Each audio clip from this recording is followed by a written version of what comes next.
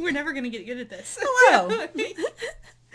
This is Whatever Tickles Our Fancy. Yep. We're back again. To talk about more stuff. Two besties. Yep. Talking about stuff. All the stuff. Oh. If you survived the first video, we congratulate you. Welcome to the second. Good job. All right. So, no, I have a surprise. Oh, yeah, you do have a surprise. So, I have an idea. Okay. Where I think we should open every one of these with a bestie story. Oh, okay. I was going to say a dad joke. No. Okay. This could be interesting. I know, right? That's why I was like, this is a good idea. Okay. So, which bestie story do you want to start with? I did not come prepared. So.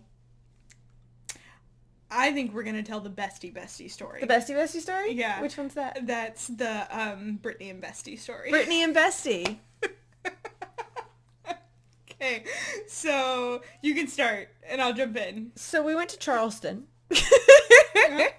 for work purposes, and we're both on the hunt, looking to meet some ladies, some people, and to date a bit. And so... Thank you, Tinder. Apparently, Kitty does way better on Tinder than I do, because I'm like trying to meet people. I haven't made any matches, and Kitty's like already talking to people. And so we go to the gay bar in Charleston, and Kitty was supposed to have had a date that night, but date canceled. I had a woman that I was talking to on Tinder. We were supposed to have a coffee date, a first meeting, and she told me in the in the message, like, I'm really, really sorry. I'm not up for this right now. I have a problem with drinking, and I've come to terms with it, and I need to start working on, on fixing it. And I'm really sorry, but this isn't gonna work. Yeah. And I was actually very, like, that's totally cool, man. Super like, supportive. Like, take care of yourself, make sure you've got enough support. Like, this is so great that you like, don't ever worry about it. Like, it's a good reason to bail on a date. Yeah. Like, yeah, seriously. Working on yourself. Cool. Yeah. So we went to the bar. And I'm looking for cuties. And Kitty's like, meh, like, it's a letdown to have not been able to go on the date. So it's like, I'm looking, but really, like, we're just hanging out. Yeah. Only gay bar in Charleston. And then in walks this really cute woman. And I was like, ooh, Kitty, look at her. She looks cute. Like, I want to go talk to her. And the face that Kitty's making is the face she made. I was like, wait a minute. That was supposed to be my date. At the bar. Where, we're not supposed to be drinking anymore. Like, she's at the bar. Okay.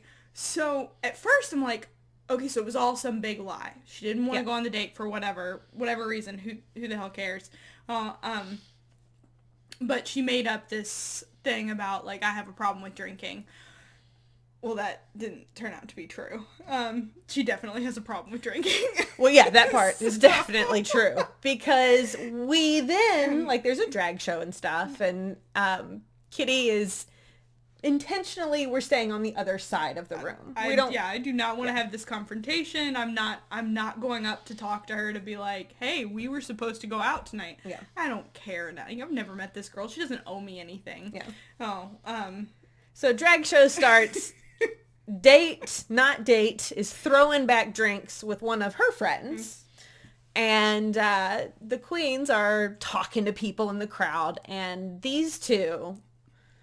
who we discover their names are Brittany and Bestie. Well, her name's not Bestie. We never found out Bestie's name. We just call her Bestie. Yeah. Because they drunkenly announced to the gay bar, because the queen handed over the mic for whatever reason, that they are best friends.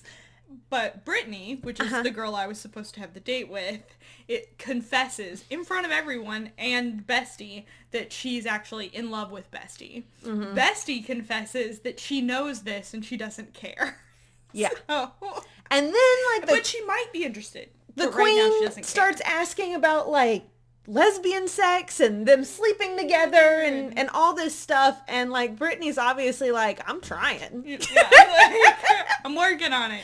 And Bestie's like, it might happen someday, not today. You know, like, totally leading this girl on. So show continues on, and then somehow Bestie ends up on stage, lying down. No. So No, this that happened that night. No, it did not that night. No, that was that night. At the drag show. Okay. I think it was. Right. But no, I'm not talking about Tabbouleh. I'm Oh, talking that night. That night. Okay. Bestie ended up. Yeah. We obviously don't remember the same. I mean, there was another night with a queen and a stage. It became the saga of Brittany and Bestie. Yes. So, gay communities are very small. Gay communities in Charleston are even smaller. Like, lesbian communities are minuscule. Yeah. So we were privileged to enjoy the saga of Brittany and Bestie over multiple occasions. Yeah. But we're just going to tell this story this night. Today we will continue with the story of Brittany and Bestie later. So she ends up on stage. On stage, simulating something sexual. And again, just plastered. Both of them are plastered. That's all I remember from the evening. Well, I for the record, we were not plastered. Yeah, it was just, I mean, it's 2 years ago now. Yeah. But we basically gave up Yeah. our night of, we were not trolling anymore. We were watching the saga of Brittany and Bestie. It was so painful. You couldn't look away. Oh, it was great watching this lesbian, like, drunk. And I'm sorry, but, like, I have to assume that she really was serious when she told me that she didn't, like, I need to work on my drinking. But I guess Bestie kind of dragged her out to the bar because Bestie definitely had a drinking problem as well. So, so we just spent the entire night standing at the bar just watching these two Watching chicks. the train wreck. Yeah. It was a good night. So that was part one. I think we should save part two. We'll save part two. I don't... Part two gets even There are better. like multiple parts too, so there might be more than just 2 parts to the story. Yeah. Okay, now, opened with our bestie story. Yeah. Us besties, not Brittany and Bestie. Yeah. Just one of the many experiences we've had together. Adventures. Yeah. Train wrecks. Train wrecks. Although I do very much feel like I dodged a bullet. Oh, yeah. On that Oh, one. yeah. So, yay. Good. Mm-hmm. Okay. Random word generator. Random word generator. So our word today from randomwordgenerator.com is vague. Oh. That's not nearly as fun. Vague?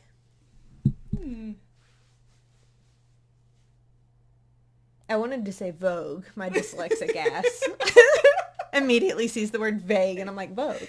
I mean, that would be a more interesting topic than vague. I don't know. I mean, so for me, sometimes we have friends, and I'm not going to name the friend. You can choose if you want to name the friend. Okay. But who can be so vague when you say, how are you? What's new? Are we throwing shade? What's going on? Yeah, we are. Vague shade. All right, shade. Got and it. It's just like pulling teeth. Like, tell me anything about your life.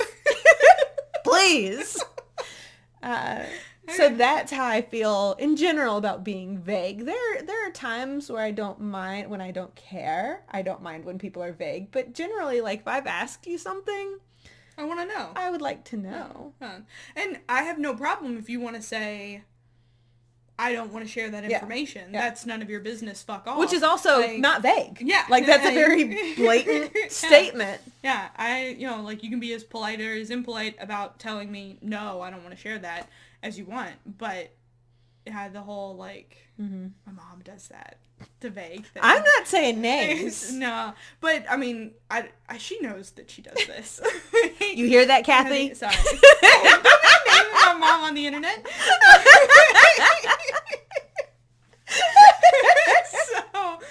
I mean, like, she has information. You need it to do whatever it is that that you need to do. Probably something she's asked you to do for her. Just digging Digging down in there. And and her response would be like 2 words long. Like, but like I don't know what to do with that. So you just start bombarding people with questions. When I taught 12th grade AP Lit and Comp. One of my keyword, I should have made a stamp out of it. Anytime I was reading papers was too vague. Too vague. Too vague. And my students, first off, they're like, what does that mean? So we had to have a conversation about what the word vague meant. Mm-hmm. And then they were like, I hate when I see the word too vague on my paper. And I'm like, well, it is. I need more information. So that's also my experience with the word. See, but I was good at being vague in my papers. Oh, I was going to say flowery bullshit? Yeah, flowery bullshit to like drag a paper out so that it could, because I was also really good at concise. Like, here's the thing I want to say in 3 sentences. Damn it, this paper was supposed to be 3 pages long. So vague doesn't necessarily mean flowery, though. That's true. Like, you actually, if you are getting flowery, you're probably going into more detail about whatever it is. I would hope, if you're getting flowery. I don't know, you can hide a lot of not information in flowery bullshit. True. So, I don't know what else to say about vague. About vague? I guess we vaguely covered the word. There you go. There's your dad joke. Welcome. It wasn't a joke. I used the word. It was a pun. Puns are dad jokes. Maybe we should generate a new word. One more? Yeah, one more. Okay. Source. Okay. So, I love cult podcasts. I really enjoy... I can't wait to see where we're going with this. Okay, and I'm in. One of the cults, they are called The Source. Oh. And it freaks me out because I'm also into yoga. And sometimes in my yoga books, like, they'll reference, instead of saying God or a deity or something like that, they'll call, like, life energy, or they'll call it The Source. And I immediately am like, cult! It's a cult! So what's... Well, you know how I do. I can't tell you anything about them. But I know the name. The name was talked about on my cult podcast, but I can't. You don't know anything about it. See, now I have to go look this up. You do. We can pause this and listen to the episode on The Source and then come back. No, I'll recap in the next one. I could probably... So, okay. I do not remember anything about this podcast episode. But let me vaguely tell you what it was probably about. Okay. Probably a white male. Probably. Statistics. Probably, yeah. White male who's gathering probably women. Statistics would back you up on that as well. All people, but they don't want the men and women sleeping together. And he suddenly, like, his core people would be women, though. And he eventually probably decides that the women need to sleep with him. And only him. I'm sure there's literature and pamphlets, and I'm sure there's unhealthy living conditions. That's my guess on. In general, statistics would support you. Yeah. So I've just explained pretty much every cult, many of them, and hopefully no one died. There's a 50-50 chance that it was one of those kind of cults. Maybe not. I don't feel like people died in that one, but again, I don't know. I do not remember. So, fair enough. I really think I'm going to go look it up later. I'm not sure what else we could talk about with The Source. So we could go in the religious sense, not that every episode has to be about religion, but one of the things as an atheist that I think about is, like, you know, energy. Like, there is a source there. There is a something that is generating life and allowing us to, you know, allow the Big Bang to happen, allow the particles to move, allowed, you know, and then I only have boring definitions and ideas with the word source. We may have met our match with the word generator. Right? 2 in a row. Vague wasn't bad. Yeah, vague wasn't bad. It was just like, yeah, there's not a whole lot there. Mm-hmm. If I could remember better about cults, there'd be more there. About the source. Source of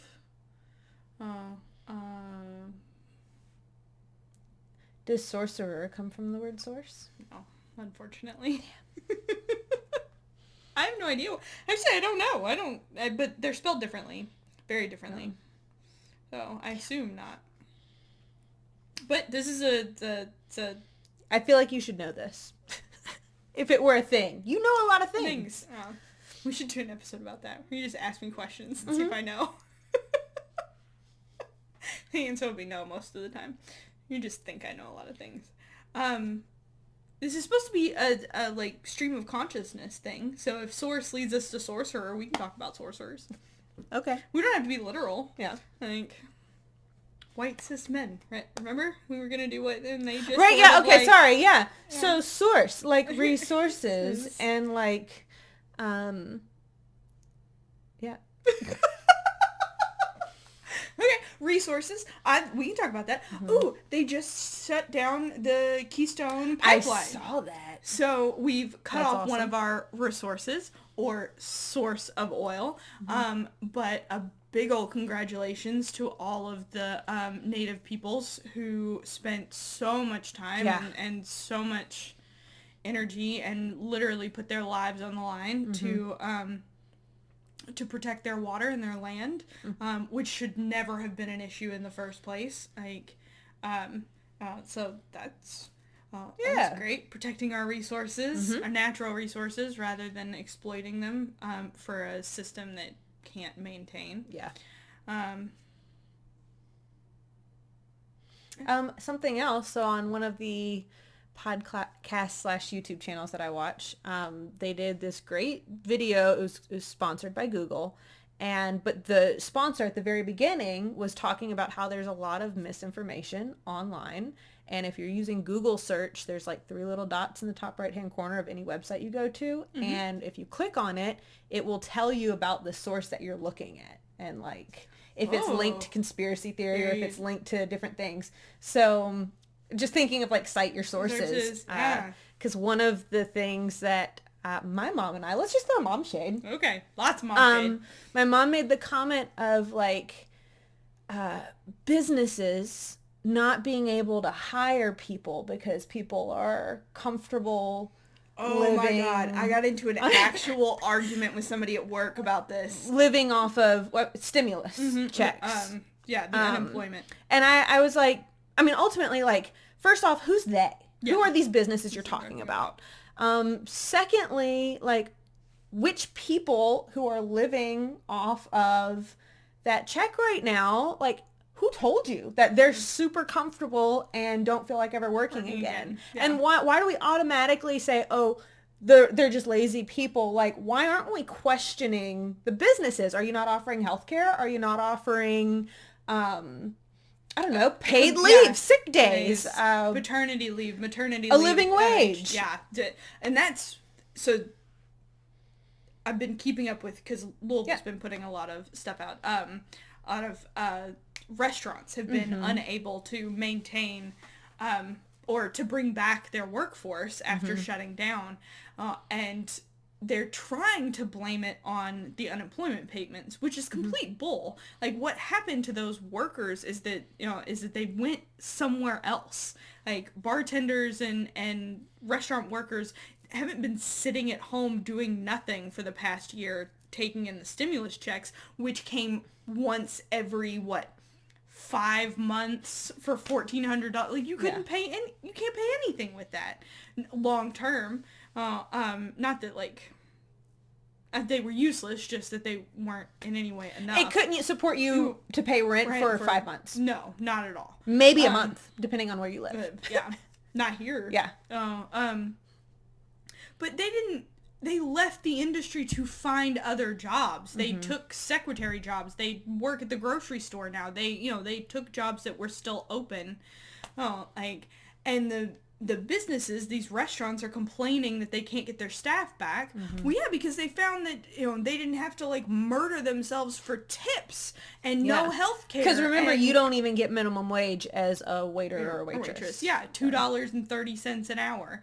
No, like, they found more stability at these other jobs where they weren't being treated like, second-class citizens every second of every day. And again, if you're trying to live off of tips, why would you go back right now when you still, like, in many places like here, you can't seat a full restaurant right now. Like, so you're still not going to be making enough money if you can't guarantee that the house is going to be full. So, yeah, I am definitely on the side that if the businesses can't pay a living freaking wage, then they need to shut down. Like, that is not a reason to take away unemployment from people who need it.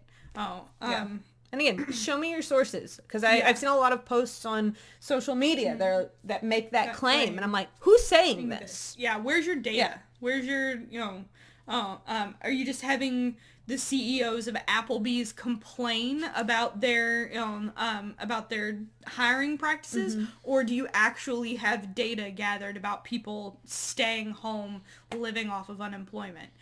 Which has never been a thing. Yeah. Like, I, basically had unemployment when I broke my foot for all intents and purposes. And I was so grateful for it at the time. But if it hadn't been an injury that healed, we'd have been fucked. Yeah. Like, we would have been in so much trouble. Yeah. We could not. Unemployment barely got us through the month, and you had 2 roommates to assist. Yeah, like we would have had to go home, like live in our parents' basement, like.